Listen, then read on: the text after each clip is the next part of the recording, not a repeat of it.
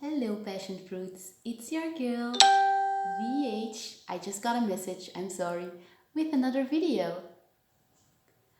And today we'll be doing a Q&A. Yay! I asked you guys to put all of your questions in the comment section. I did the same thing on Instagram.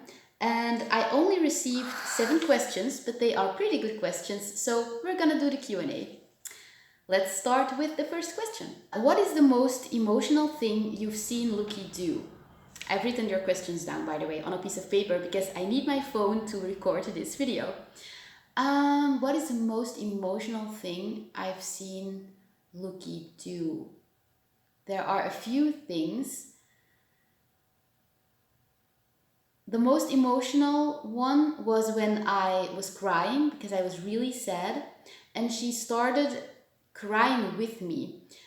She does this when I cry sometimes, and then she will be like that cute noise, but still a bit different, like she's reacting to my voice. I'm sorry.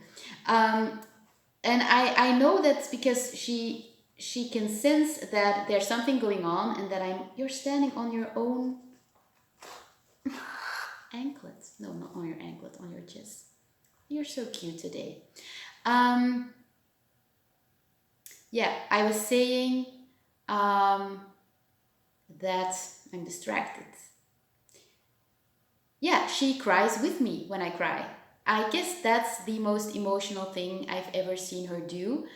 Another one is if I fight with Robert, not that that happens a lot, but if we fight and when we raise our voices, she might start to screech in a really frustrated way. She just cannot handle the energy of people fighting.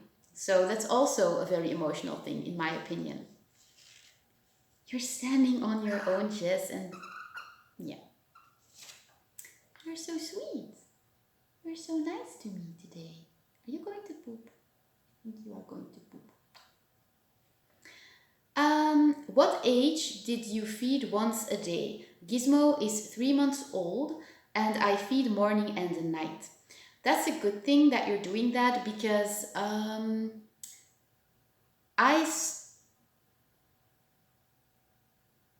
started feeding Lucky once a day when she was I started doing that right before she was ready to devour her first whole one-day-old chick. So I started feeding Lucky once a day when she was about 4 months old. But I didn't do it for a long period of time because once your owl is ready to eat once a day, it's also ready to just devour its first whole prey. And I know now you're going to ask me, well, when is your owl ready to devour its first whole prey? A barn owl, because it differs from species to species, a barn owl is ready when it is physically... Yep, I knew she was going to poop. A barn owl is ready to devour its first whole prey when it is physically almost completely adult. And you know that when your barn owl has slept standing up for more than 3 nights in a row. Because young owls don't sleep standing up. They just lay flat on their belly.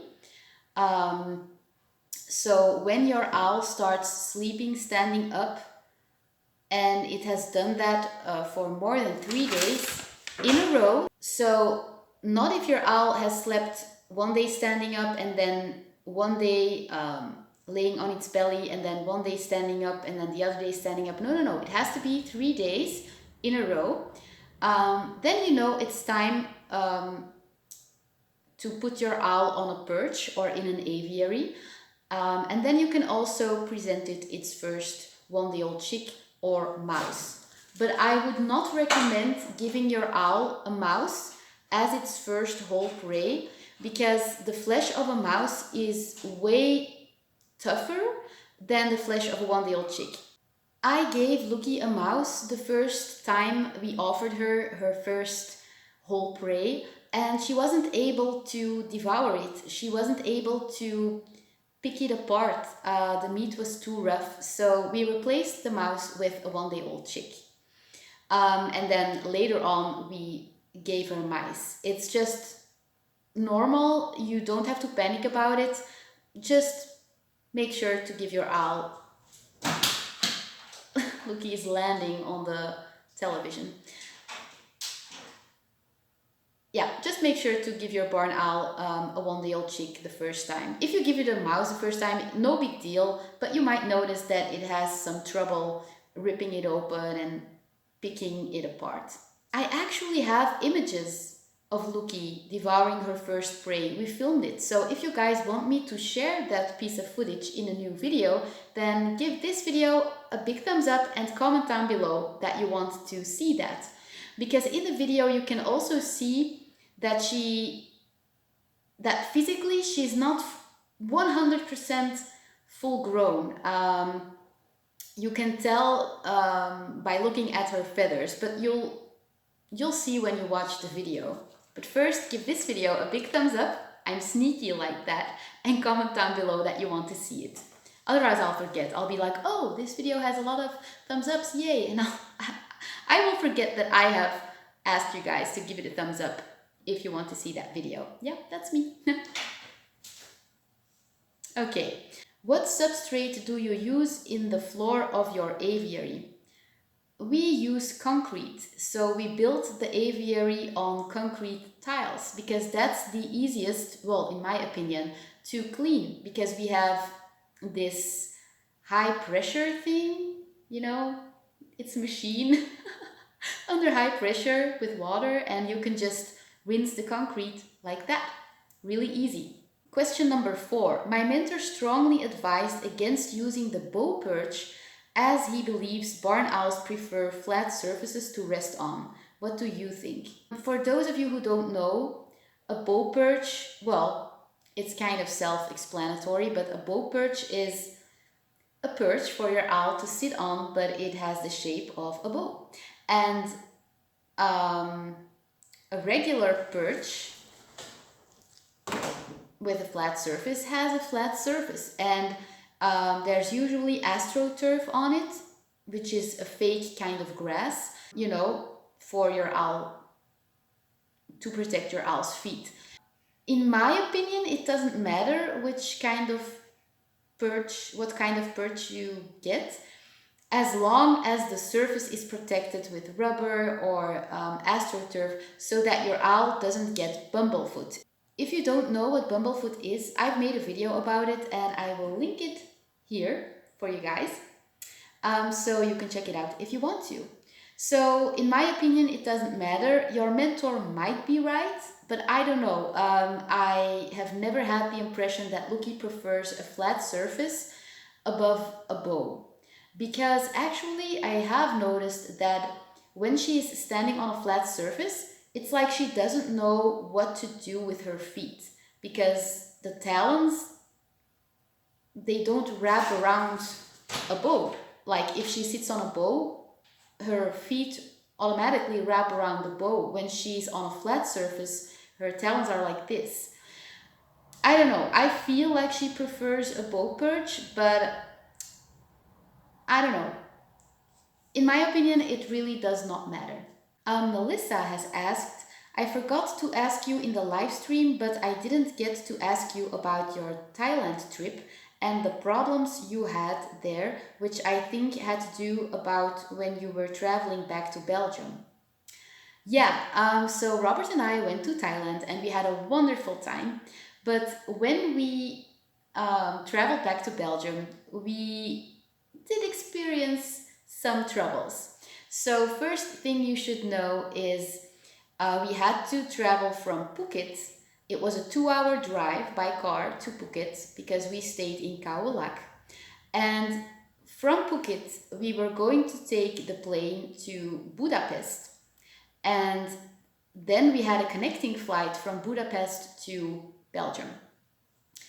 But when we arrived at Phuket, our first flight had 6 hours, had a 6-hour delay.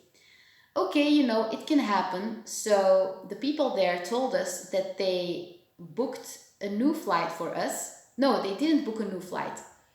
We were gonna wait for the first flight. So we waited at the airport for 6 hours, guys. 6 hours, that's a lot for someone with ADHD. And they told us that when we would arrive in Budapest, we would get a hotel for free, and that we could spend the night there, and then the next morning we would take the next plane to Belgium. So, okay, we take the plane to Budapest after 6 hours of waiting at the airport, and we arrive at Budapest, and so we went on a search for the, what's it called? I don't know what's it called. It's a certain desk you need to go to when your flight has been delayed and you had a connecting flight and you need to book a hotel. And at first there were signs, pointing us in the right direction. Sorry for my English. I don't know how to say this in English. And so we just followed the signs. But after a few signs, it stopped. The signalization, or how do you call it, it stopped. And we looked and looked for hours, and look, he just flew over my head.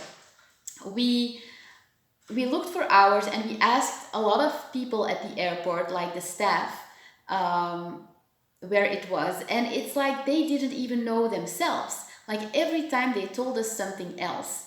And apparently we had to buy a visa first. Visa, yeah, which cost us an extra 50 euros. So yeah, it took us hours to find the desk. Then we find the desk along with a really big group of travelers who also were experiencing the same problems as we were. So Lucky is scratching her beak. Oh god, and it makes a lot of noise.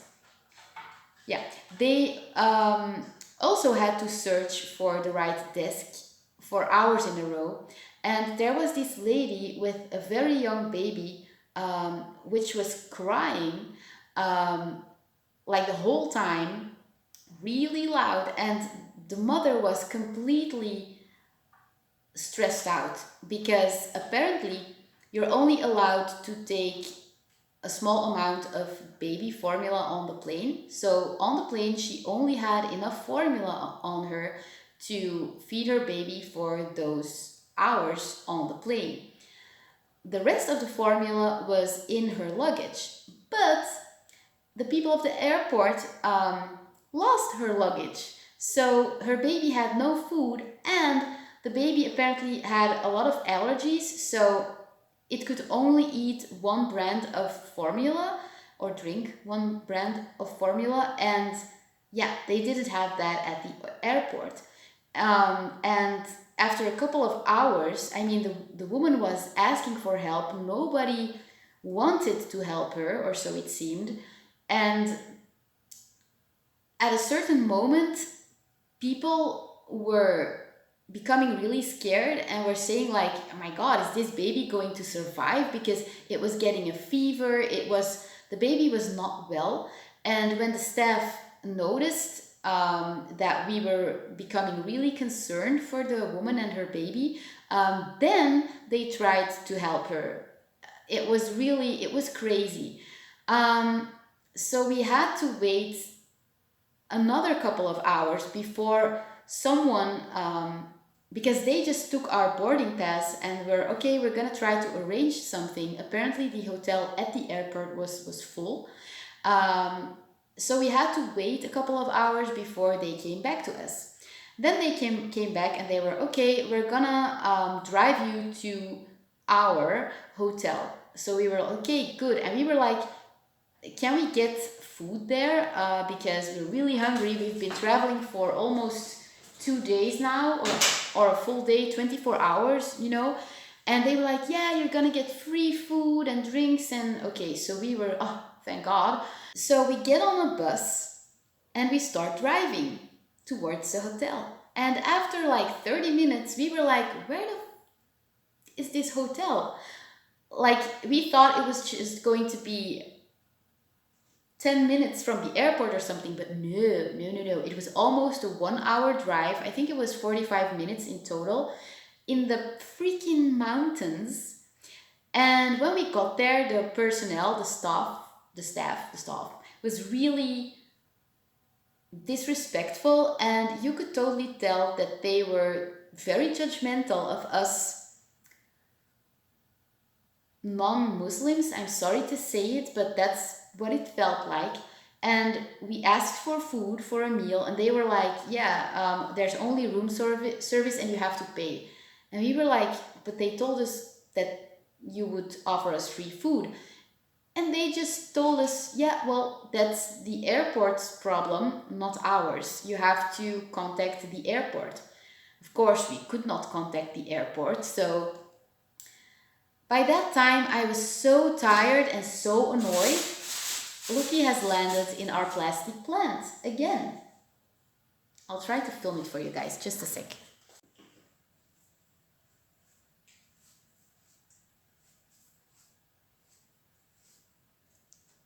Wow, it's really dark. Ah! She's landed on my hand. It's really dark in here.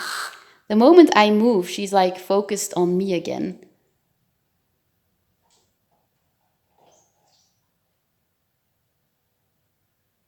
Are you coming back to record the video? Will you? Okay, we're back. So, where was I? I was saying that by the time we arrived at the hotel, I was so freaking tired and annoyed that I was like, you know what, never mind. I'm not gonna even bother, because if I go into a discussion with these people, I will get so freaking mad that I'm gonna end up in a Turkish jail. So I did not want that. So I was just like, you know what, let's just go to our room, and I'm just gonna grab a beer from the fridge there. I'll pay for it. I don't care how expensive it is, and I'm just gonna have a nice cold beer. So I went to the room, opened the fridge, and there was no beer in the fridge. So I called room service and I was like, excuse me, do you have beer? And they were like, no alcohol in this hotel. Should have known. So yeah, I just ordered a meal from room service and called it a night, because it was really late and they were gonna pick us up at 3:30 in the night the next morning, even though we only had to check in at 8 o'clock in the morning. So yeah, that sucked as well. So yeah, it was a very, very tiring flight. And then when we got to Belgium, they also lost our luggage. So we had to go and stand in a queue and fill in a form, and you know, they did deliver our luggage by mail like 1 or 2 days later, so that was fine. But you know, you're tired, you just want to go home, and then they lose your luggage and stuff. Yeah, I do not like Turkish Airlines. If I can, I will avoid traveling with them in the future, because it sucked. But yeah, it's over now, so good vibes, everything's fine. I've experienced something new, which is also positive in a way. Let's grab my paper again. I hope Lucky is going to stay put. Okay. So, Question number 6. How big is Loki's aviary?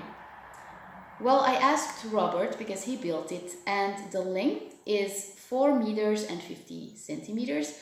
The width is 3 meters, and the height is 2 meters and 40 centimeters.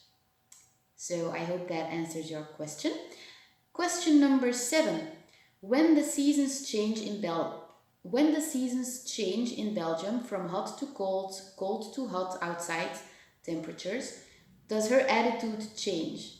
Like, what I'm trying to say is, does she get mad more easily, or does she get happier, or does she just go crazy like she did in the previous video?